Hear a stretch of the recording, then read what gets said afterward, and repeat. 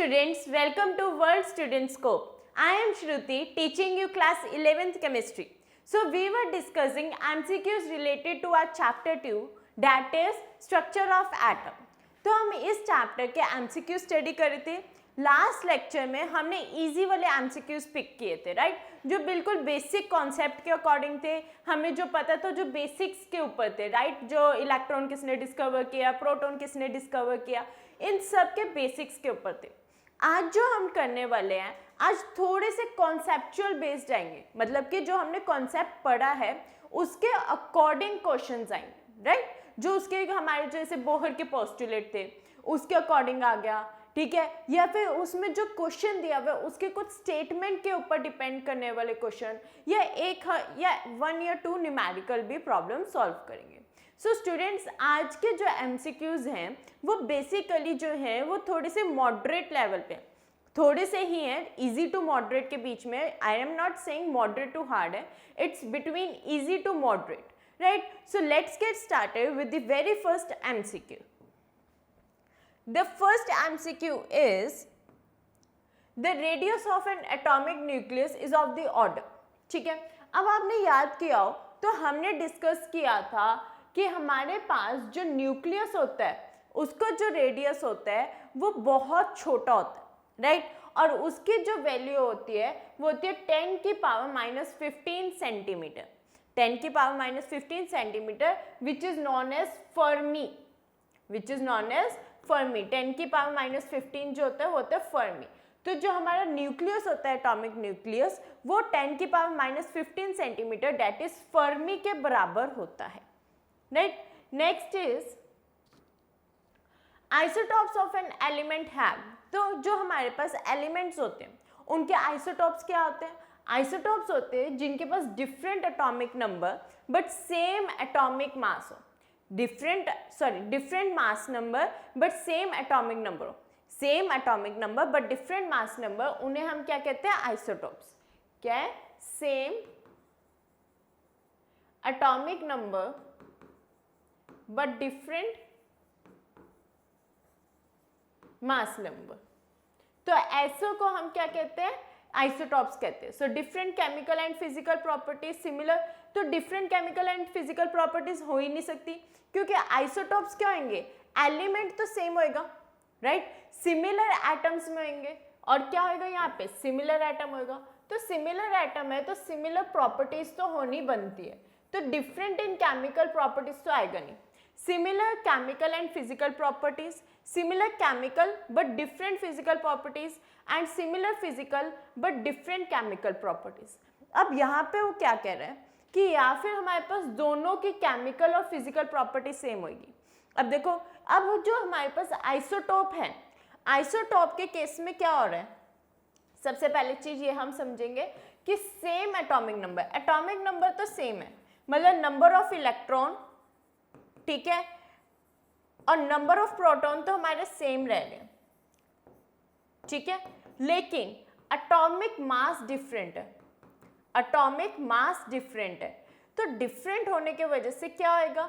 यहाँ पे number of neutrons जो है वो डिफरेंट हो जाएंगे, नंबर ऑफ न्यूट्रॉन डिफरेंट हो जाएंगे. तो देखो, फिजिकल प्रॉपर्टीज तो कहीं ना कहीं हम बोलेंगे कि सेम ही रहेंगी, है ना, क्योंकि न्यूक्लियस है, इलेक्ट्रॉन उतने ही रिवॉल्व कर रहे हैं, प्रोटॉन उतने ही प्रेजेंट है. बट डिफरेंस कहाँ आ सकता है? केमिकल प्रॉपर्टीज के अंदर डिफरेंस आ सकता है.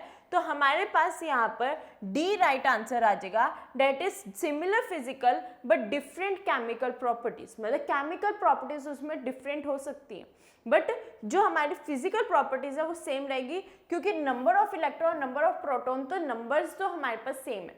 और फिजिकल अपीयरेंस हमें क्या बताती है? नंबर्स के बारे में बताती है. जब हम एक एटम को या फिर हम किसी भी ऑब्जेक्ट को दूर से देख के ऑर्गेनाइज करते हैं कि अच्छा ये ऐसा है, इसकी स्ट्रक्चर लेंथ इतनी है, ब्रेथ इतनी है, ये है. केमिकल प्रॉपर्टीज क्या होते हैं? जब मैं इसके ऊपर टेस्टिंग करूंगी कि ये एसिडिक है, बेसिक है, क्या चीज है, ठीक है, तो डिफरेंस आएगा. तो यहाँ पर फिजिकल प्रॉपर्टीज तो सेम ही रहेंगी क्योंकि एटम वही है, उसमें नंबर ऑफ जो पार्टिकल्स होने हैं वो भी वही रहने हैं, बट जो केमिकल प्रॉपर्टीज है वो डिफरेंट हो जाएगी. इसलिए यहाँ पर डी आंसर आएगा कि similar physical but different chemical properties. अब देखो यहाँ पे उसने डेफिनेशन ही पूछी, लेकिन डेफिनेशन के बेस पे कॉन्सेप्ट पूछ लिया, right. Which of the following pairs represent isobars. अब देखो आइसोबार्स की डेफिनेशन नहीं पूछी अगेन, आइसोबार्स हमने इसमें से चेक करने की आइसोबार कौन सा है, ठीक है। आइसोबार क्या होते हैं, जिनके पास सेम एटॉमिक मास होगा बट डिफरेंट एटॉमिक नंबर होगा। वो चीजें जिनके पास सेम एटॉमिक मास है बट डिफरेंट एटॉमिक नंबर्स है, उन्हें क्या कहते हैं, आइसोबार। जैसे कि हमारा होता है क्लोरीन, ठीक है, हम कह सकते हैं इजी एग्जांपल लेते हैं, कैल्शियम ले लेते हैं, कैल्शियम एंड आर्गन, ठीक है। कैल्शियम जो है वो 20 है, आर्गन हमारे पास 18 है, लेकिन दोनों के मास नंबर 40 है, ठीक है। तो ऐसे कंपाउंड जिनके atomic mass same but different mass number, उन्हें हम क्या कहते हैं, आइसोबार्स। तो इनमें से हमें किसका मास नंबर सेम दिख रहा है, देखो ये 3 4 है, नहीं होएगा, 24 एंड 25 है, ये भी गलत। अब देखो यहाँ पर आप वो क्या बोल रहे हैं, यहाँ पर हमारे पास एटॉमिक नंबर सेम कर दिया बट मास नंबर डिफरेंट कर दिया, तो ये क्या हो गया, आइसोटॉप हो गया, ठीक है, ये क्या हो गया, आइसोटॉप हो गया। अब नेक्स्ट पे जाओ, मैग्नीशियम और मैग्नीशियम, अगेन ये क्या है, आइसोटॉप है। बट नेक्स्ट वाला देखो, यहाँ पर मेरे पास मास नंबर सेम है, एटॉमिक नंबर डिफरेंट है, तो ये मेरे पास पॉसिबिलिटी है।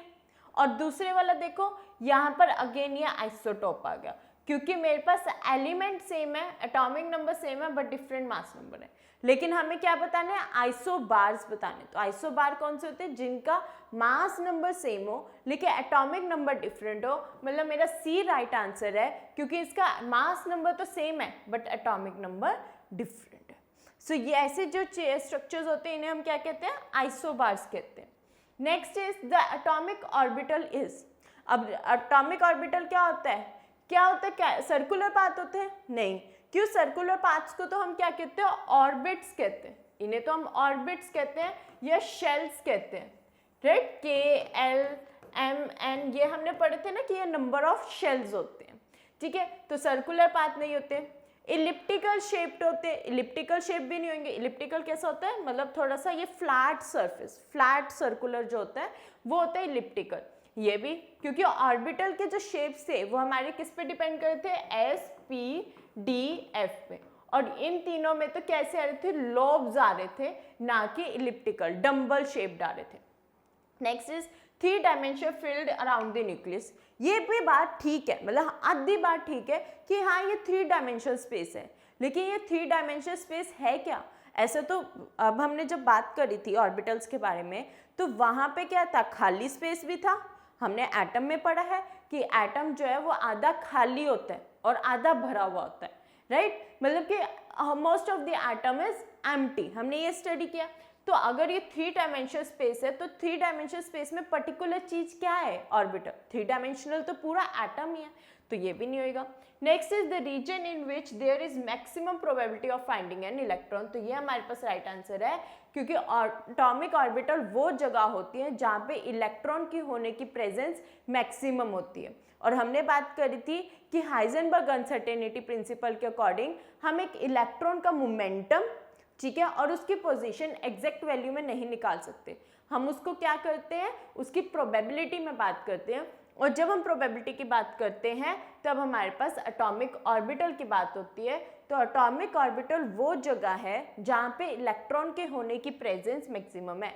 So the region in which there is a maximum probability of finding an electron is atomic orbital.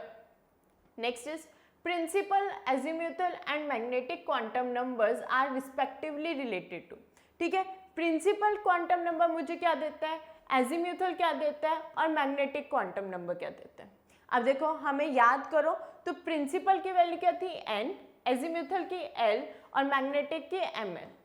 Magnetic quantum number मेरे को क्या दे रहा था कि उसकी ओरिएंटेशन कैसी होगी, मतलब कि एक अगर मेरे को ऑर्बिटल दिया हुआ है उसके अंदर कितने सब पार्ट्स होंगे, राइट। हमने यहाँ पे एक चार्ट भी बनाया था, रिवाइज करेंगे उस चार्ट को, कि हमारे पास अगर n की वैल्यू 1 2 3 4 है तो या फिर k l m n है, ठीक है। तो हमारे पास l की वैल्यू क्या हो जाएगी 0 1 2 3 हो जाएगी, जिसको हम SPDF कहते हैं। फिर ml की वैल्यू कितनी हो जाएगी, 0 के लिए 0, 1 के लिए कितनी आ जाएगी हमारे पास 3, यहाँ पे आ जाएगी 5, यहाँ आ जाएगी 7। तो ये हमने चार्ट स्टडी किया था। तो इसी चार्ट के अकॉर्डिंग वो बेसिकली हमें पूछ रहा है कि ये जो प्रिंसिपल एजीम्यूथल और मैग्नेटिक क्वांटम नंबर है ये हमें क्या रिप्रेजेंट करते हैं। ठीक है, तो इधर से देखो n की वैल्यू से मेरे पास क्या आ रहा है, शेप आ रही है, ये साइज आ रही है। ठीक है, हमारे पास साइज आ रहा है कि पहले k आएगा, फिर l आएगा, फिर m आएगा, फिर n आएगा। ठीक है, एजीम्यूथल के अकॉर्डिंग क्या आता है, हमारे पास शेप आ जाती है। ठीक है, वैसे तो हमारे पास ओरिएंटेशन आती है, नेक्स्ट इज शेप आती है। तो इसका सी हमारे पास राइट आंसर आएगा कि प्रिंसिपल क्वांटम नंबर मेरे को साइज देता है, एजीम्यूथल क्वांटम नंबर मेरे को ओरिएंटेशन देती है, और मैग्नेटिक क्वांटम नंबर शेप देता है। ठीक है, उसी से तो पता लगता है ना कि डी की 5 तरह की शेप बनेगी, राइट। हमारे पास पी की 3 तरह की शेप बनेगी, उसके अंदर सब लेवल्स 3 है, उसके अंदर सब लेवल 5 है। तो ये हमारे पास क्वांटम नंबर्स बताते हैं। Next is the electronic configuration of chromium is 24। ठीक है, इलेक्ट्रॉनिक कॉन्फ़िगरेशन याद करो, हमने जब स्पेशल केसेस किए थे तो हमने सबसे पहला क्रोमियम ही डिस्कस किया था कि ऐसे कुछ एलिमेंट्स होते हैं जिनकी इलेक्ट्रॉनिक कॉन्फ़िगरेशन हम ऑफ वो प्रिंसिपल से नहीं करते, राइट। वो कॉन्फ़िगरेशंस में से सबसे पहला कौन सा था, क्रोमियम ही था। ऐसा क्यों होता है, क्योंकि यहाँ पर D और F ब्लॉक एलिमेंट्स आना शुरू हो जाते हैं, मतलब D को भी फिल करना शुरू हो जाता है और F को भी फिल करना शुरू हो जाता है। तो ऐसे में क्या करते हैं, हम D को अंदर फुल्ली फिल ना करके हम एक इलेक्ट्रॉन छोटे वाले शेल को दे देते हैं, सो दैट वहाँ पे हमारे पास स्टेबिलिटी आ जाए। क्योंकि हमें पता है अगर सारे इलेक्ट्रॉन्स एक साथ होए तो रिपल्जन क्रिएट करेंगे, एटम का साइज बड़ा हो जाएगा।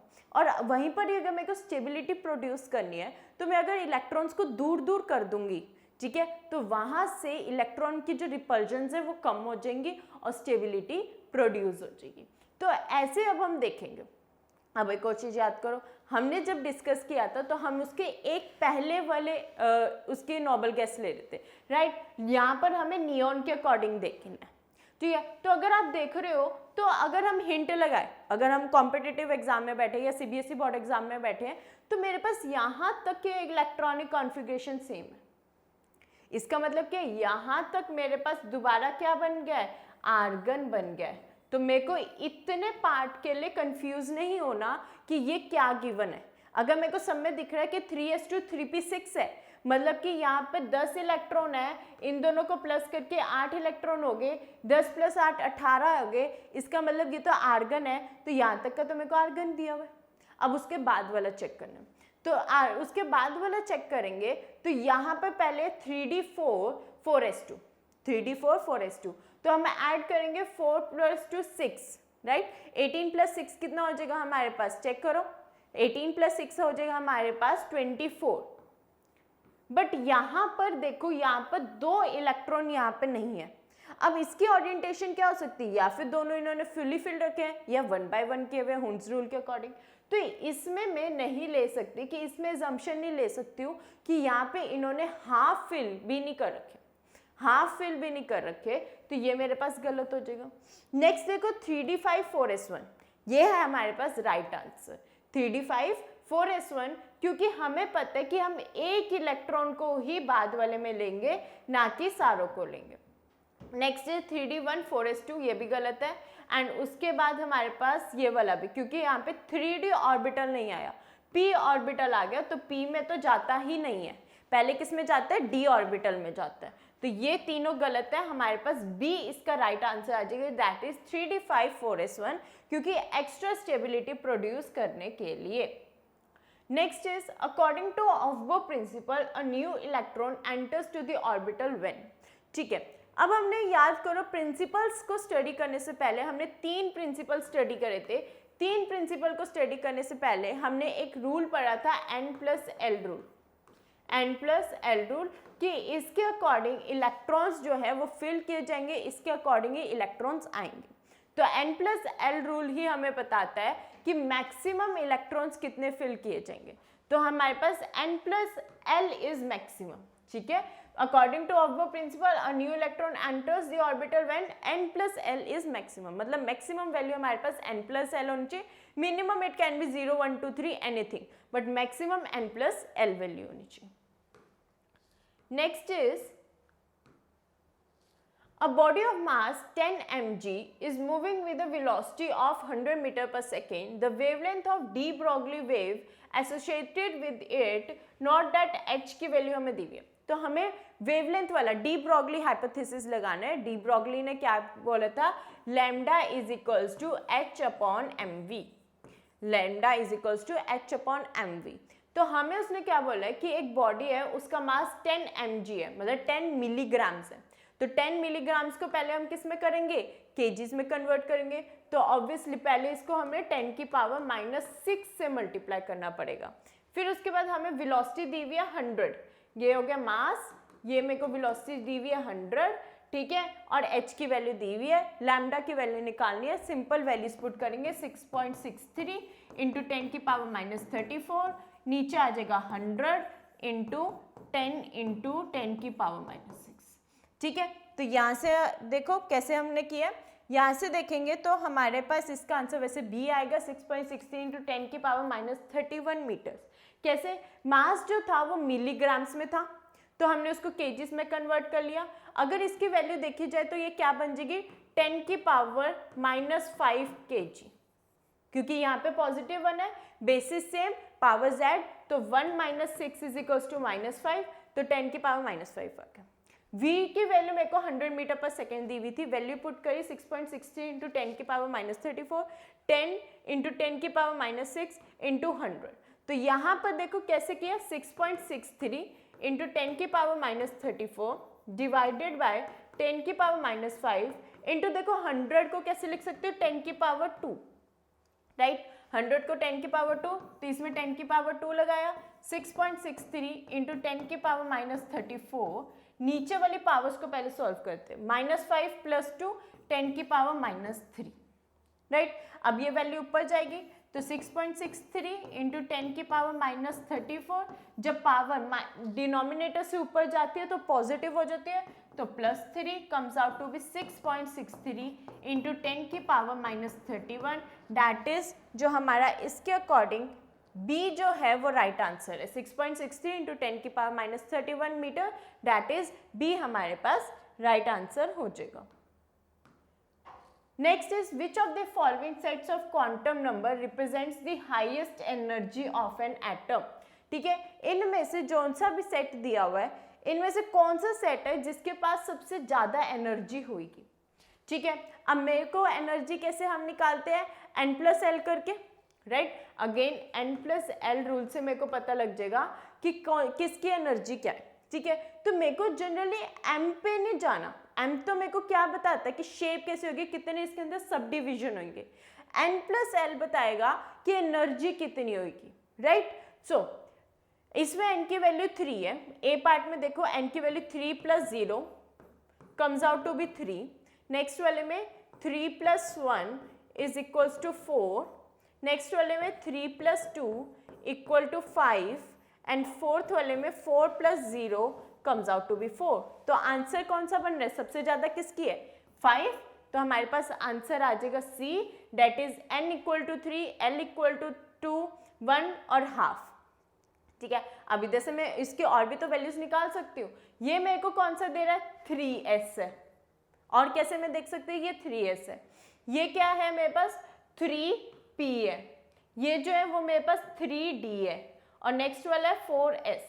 तो जब हम डिस्कस करते हैं तो सबसे पहले कैसे हम डिस्कस करते हैं कि हमारे पास एनर्जी किस में जाएगी? जिसकी वैल्यू ज़्यादा होगी, राइट. तो हम कैसे करते थे? 3s, 3p, 4s, 3d ऐसे लिखते थे. तो ऑब्वियसली 3d की एनर्जी ज़्यादा होगी. तो हम इस प्रिंसिपल को लगा के भी कर सकते हैं और ऐसे शॉर्टकट में भी कर सकते हैं और इसे ऐसे भी कर सकते हैं. पहले हम यहाँ से इसकी कॉन्फ़िगरेशन लिख लें. फिर हमें पता है कॉन्फ़िगरेशन क्या होती है? 1s, 2s, 2p, 3s, 3p, पहले 4s आता है फिर 3d आता है. सो 3d जो है वो हमारे पास आंसर हो जाएगा, क्योंकि 3d की जो एनर्जी स्टेट है वो मैक्सिमम आएगी.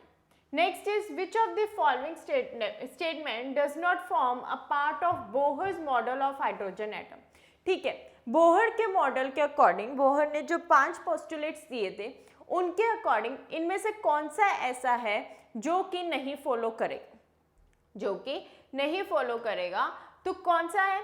Energy of the electrons in the orbit is quantized, ये तो नहीं है क्योंकि बोहर ने सबसे पहली चीज जो थी रदरफोर्ड मॉडल का जो ड्रॉबैक था वो यही जस्टिफाई किया था कि जो एनर्जी होती है एक इलेक्ट्रॉन की वो हमेशा क्वांटाइज्ड ही रहती है, क्योंकि एक इलेक्ट्रॉन अपने ही शेल में रिवॉल्व करेगा, ठीक है, क्योंकि वहां उसका ग्राउंड स्टेट होएगा और जब एक्साइटेड स्टेट में जाएगा तो उसकी एनर्जी में डिफरेंस आएगी। और जो ये एक्साइटेड हो रहा है ये रेगुलर मेथड में नहीं होता, क्योंकि जब फोटोन आएगा तभी वो एक्साइट करेगा, इसीलिए तो जो हमारे पास इलेक्ट्रॉन है वो अपने शेल में रिमूव करेगा और उधर उसकी एनर्जी क्वांटाइज्ड रहेगी।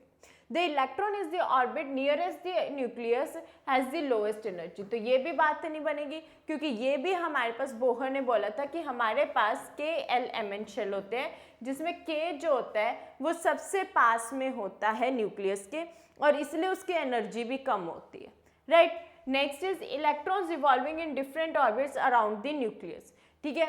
फिर उसने क्या बोला था कि जो इलेक्ट्रॉन है वो डिफरेंट ऑर्बिट्स में रिवॉल्व करेगा, तो ऑर्बिट्स का कंसेप्ट ही बोहर ने दिया था कि हमारे पास न्यूक्लियस के आसपास सर्कुलर ऑर्बिट्स होते हैं जिसमें इलेक्ट्रॉन रिवॉल्व करते हैं, जो कि बोहर के ड्रॉबैक भी आया था कि ये 2 डायमेंशन में इन्होंने बात करी थी, तो ये भी नहीं। Obviously then fourth point ही रह गया, the position and velocity of the electron in the orbit cannot be determined simultaneously, तो ये जो था ये ड्रॉबैक था बोहर का कि जो उन्होंने बोला था कि हम 2 डायमेंशनल में जब उन्होंने बात करी थी और उन्होंने क्लासिकल मेथड के अकॉर्डिंग बात करी थी, तो क्या कहा था कि जो एक इलेक्ट्रॉन है जब अपने शेल में रहेगा तो उसकी जो पोजीशन और वेलोसिटी है वो हम एग्जैक्ट वैल्यू निकाल सकते हैं, एग्जैक्ट वैल्यू के में निकाल सकते हैं, लेकिन यहाँ पर हमारे पास जब हाइजेनबर्ग अनसर्टेनिटी प्रिंसिपल आएगा था क्वांटम मैकेनिक्स के अंदर, तो उन्होंने क्या बोला था कि there is always an uncertainty in position and velocity of the electron and which cannot be determined with the accuracy. So we will discuss about this in the probability. तो ये जो चीज़ थी ये हाइजेनबर्ग अनसर्टेनिटी प्रिंसिपल ने कही थी कि हम हर चीज़ में पोजीशन और वेलोसिटी की वैल्यू को प्रोबेबिलिटी में बात करेंगे, हम एक्यूरेसी में बात नहीं करेंगे। तो जो डी है वो बात hydrogen model that is Bohr के हाइड्रोजन मॉडल ने नहीं कही थी, तो डी हमारे पास राइट आंसर हुआ, क्योंकि यहाँ पर देखो स्टेटमेंट में डज नॉट लिखा है, तो ध्यान रखना डज नॉट मतलब कि वो बात जो बोहर ने नहीं कही थी। Next is a subshell with n equal to 6 and l equal to 2 can accommodate maximum number of electrons. तो n equal to 6 है, ठीक है, और l equal to 2 है।